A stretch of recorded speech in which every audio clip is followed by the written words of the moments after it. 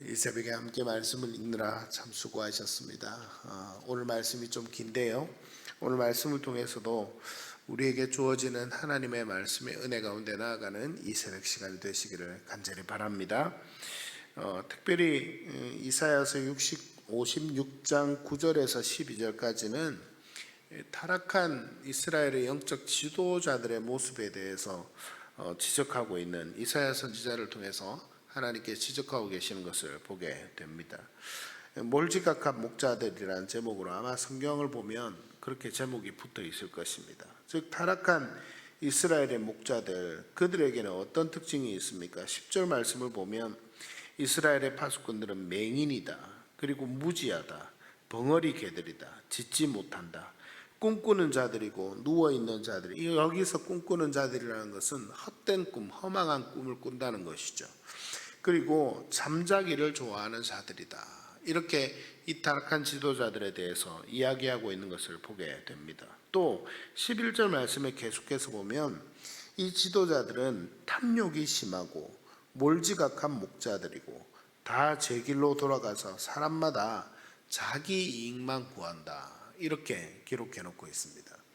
여러분, 이 말씀을 보면 우리가 이 시대에도 하나님께 세우신 위정자들이나 이 나라의 위정자들이나 우리 손으로 뽑아 세운 사람들이라도 타락한 어떤 그런 정치의 지도자들, 이런 사람들의 모습에서도 우리가 원하지 않는 모습, 부정하고 부패한 모습 가운데 이런 모습들이 있지 않습니까? 그런데 이스라엘의 영적인 지도자들에게도 이런 모습이 있었다라고 하는 것입니다. 오늘 특별히 우리 새벽에는 저를 비롯해서 우리 아마 오늘 새벽에 나오신 분들 중에 교회에서도, 우리 교회에서도 영적 지도자라고 이야기할 수 있는 분들이 아마 이 자리에는 많이 계시고, 또 영상으로 함께하는 분들 중에도 그런 분들이 많이 계실 것입니다. 우리가 경계해야 될 것은 무엇입니까?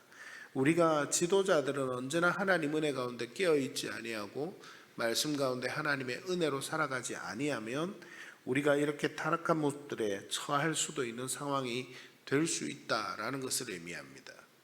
저는 새벽에 하나님께 기도할 때마다 그렇게 기도합니다. 제가 기도하면서도 가장 많이 기도하는 것이 무엇인가, 가장 많이 제 입술을 통해서 내뱉는 기도의 제목이 무엇인가를 보면 하나님 은혜를 주십시오, 하나님 부족합니다, 하나님 연약합니다, 하나님 은혜가 아니면 안 됩니다, 이런 고백이 제 입술을 통해서 기도할 때 참 많이 나오는 것을 봅니다.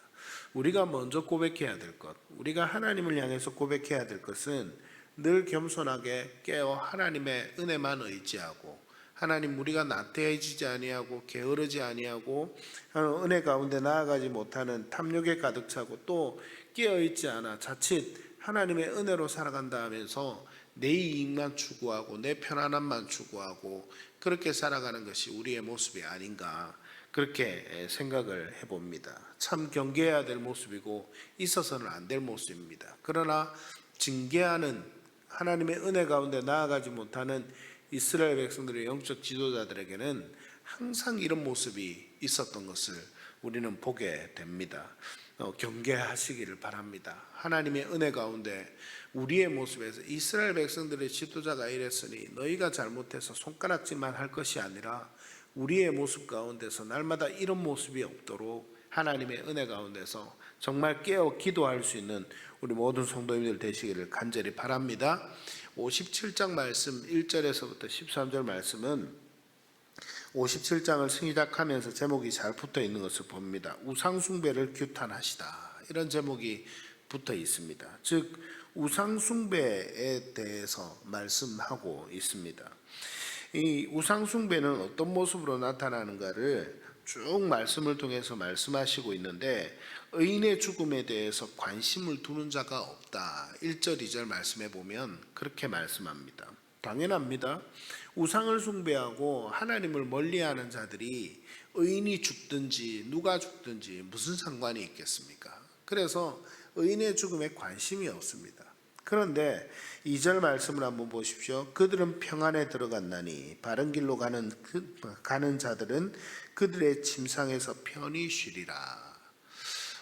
우리가 참 알지 못하게 하나님을 성실하게 잘 섬기고 잘 믿다가 일찍 하나님의 불림을 받아서 천국에 가는 경우를 우리는 가끔 보게 됩니다. 그럴 때 제가 위로하는 말씀으로 참 많이 나누는 말씀인데, 하나님께서 뜻하지 않게 우리 어인들을 데리고 가실 때가 있습니다. 그럴 때 우리가 함께 고백해야 되는 것이 무엇입니까?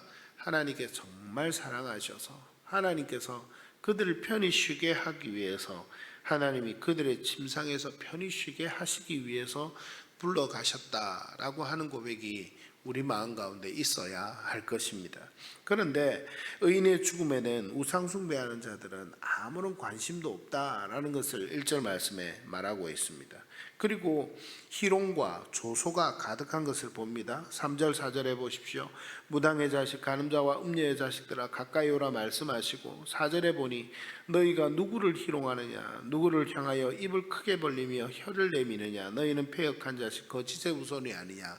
무슨 말입니까? 하나님을 조롱하는 것을 의미합니다. 하나님께 대해서 나쁜 말을 하고 있는 것을 의미합니다. 우상 숭배하는 자들은 당연하게도 하나님에 대한 존중함, 하나님에 대한 경외감, 이런 것이 없습니다. 그러니 하나님에 대해서 적개심을 품고 하나님에 대해서 희롱하고 조소하는 말을 내뿜습니다. 그리고 가장 우상 숭배하는 자들에게 나타나는 특징이 무엇입니까? 음욕하는 것입니다. 음욕을 가지고 음행을 행하는 것입니다. 심지어는 우상 숭배하는 자들은 신전에서조차도 음행이 공공연히 행해지고 있었던 것을 보게 됩니다. 또 더 심하게는 5절 말씀 하반절에 보면 골짜기 가운데 바위 틈에서 자녀를 도살하는도다. 우상 숭배하는 자들이 과거에는, 옛날에는 이 자녀를 제물로 바치는 그런 우상들도 많이 있었던 것을 우리가 종종 듣게 됩니다. 자녀를 도살해서 바치는 그런 일도 일어납니다. 제사를 지냅니다. 우상에게 가까이 합니다. 당연한 것이죠. 우상을 숭배하니까 하나님을 가까이 하지 아니하고 우상에 가까이 가서 그들 앞에서 춤추고 그들의 침상을 사랑하고 그 벌거벗은 것을 보고 그 기름을 가지고 몰렉에게 나아가고 향품을 더하고 사신을 먼 곳에 보내고 수월에까지 내려갔다. 이렇게 여러 가지 우상 숭배하는 모습들을 이야기하면서 하나님은 그 우상 숭배의 덧없음을 말하고 있습니다. 그리고 거짓을 말하고 하나님을 경외하지 않는다, 이렇게 이야기합니다. 이 우상 숭배하는 모습이 참 여러 가지 모습들로 하나님은 많이 경계하시는데, 그런 모습들 가운데서 우리가 경종을 울리고 함께 생각해 보아야 될 것은 무엇입니까? 우리의 모습 가운데 자칫 우상 숭배의 모습 중 하나라도 우리의 신앙의 모습에 틈타고 있는 것은 없는가? 이런 말씀을 볼 때마다 우리는 그 말씀 앞에서 우리 자신의 신앙을 한번 돌아보아야 합니다. 그리고 우상은, 오늘날의 우상은 멀리 있지 않습니다. 예전에는 눈에 드러나는 그런 우상들로 우리를 유혹했다면, 오늘날의 우상은 온갖 문화를 통해서, 온갖 세상의 속세의 가르침을 통해서, 온갖 다른 요소들을 통해서 우리의 삶 가운데 틈탑니다. 그래서 알지 못하는 가치관, 우리가 생각지도 못하는 사이에 세상을 따라가고, 이런 모든 것들이 오늘날의 우상의 범주에 속합니다. 그래서 우리는 경계해야 합니다. 우리가 모르는 사이에 하나님의 말씀보다 더 앞서서 하나님이 아닌 다른 것을 추구하고 있는지 우리는 생각해 보아야 합니다. 하나님을 경외한다고 말은 하지만 우리의 삶 가운데 하나님을 경외하고 있는 모습이 연하약해지거나 아니면 하나님을 경외하는 모습이 없지는 않는지 우리가 이 새벽에도 한번 돌아보았으면 좋겠습니다. 우상 숭배자들의 결말에 대해서 13절 말씀, 11절부터 13절에 말씀하는데, 특별히 뭐라고 이야기를 합니까? 우상에게 부르짖을 때 13절 말씀에 보니 바람에 날려갈 것이요 기운에 불려갈 것이다. 덧없다, 아무런 형체가 없다라는 것이죠. 우상은 당연히 하나님이 아닌 다른 우상은 우리에게 아무것도 베풀 수 없는 연약한 사람이 만든 존재들이기 때문에 그들을 통해서 아무런 유익도 누릴 것이 없습니다. 하나님이 바람을 부시면 바람에 날려가고 하나님의 기운에 불려간다라는 것입니다. 우리는 이 땅을 살아가면서 하나님 복을 주십시오, 땅도 주시고 집도 주시고 우리에게 기업도 좀 풍성하게 주십시오, 기도 많이 합니다. 근데 하나님은 오늘 말씀을 통해서 기업을 얻게 하는 것, 땅을 차지하고 기업을 얻는 방법에 대해서 분명히 말씀합니다. 우리 13절 말씀, 우리 마지막으로 같이 한번 읽어보도록 하겠습니다. 다시 한번 13절 말씀 한 절만 같이 한번 읽겠습니다. 시작. 내가 부르짖을 때에 내가 모은 우상들에게 너를 구원하게 하라. 그것들은 다 바람에 날려가겠고 기운에 불려갈 것이로되 나를 의뢰하는 자는 땅을 차지하겠고 나의 거룩한 산을 기업으로 얻으리라. 아멘. 여러분 뭐라고 이야기합니까? 하나님 앞에서 땅을 차지하는 방법, 기업을 얻는 방법을 하나님은 오늘 말씀을 통해서 분명히 말씀하십니다. 다른 데서 구하지 않기를 바랍니다. 뭐라고 말씀하십니까? 나를 의뢰하는 자, 그가 땅을 차지하겠고 그가 기업을 얻을 것이다. 그렇게 말씀합니다.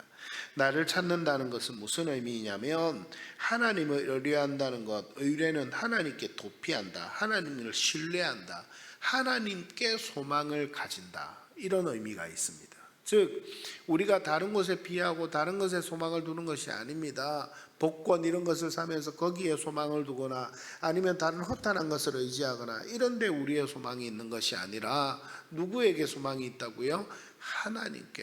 하나님께만 소망이 있다. 그러니 누구를 의지하라는 겁니까? 하나님께 피하고 하나님을 의지하고 하나님을 의뢰하라라는 것입니다. 그런 자에게 땅을 기업으로 얻게 된다는 것입니다. 여러분 그런 은혜가 우리 성도님들께 있게 되기를 간절히 축복합니다. 오늘 이 새벽에 기도할 때 하나님 정말 하나님을 의뢰하고 우상을 멀리하고 하나님만 찾아가는 믿음의 사람으로 다시 나를 세워주십시오. 기도하는 이 새벽 시간이 되시기를 간절히 바랍니다. 우리 찬송가 300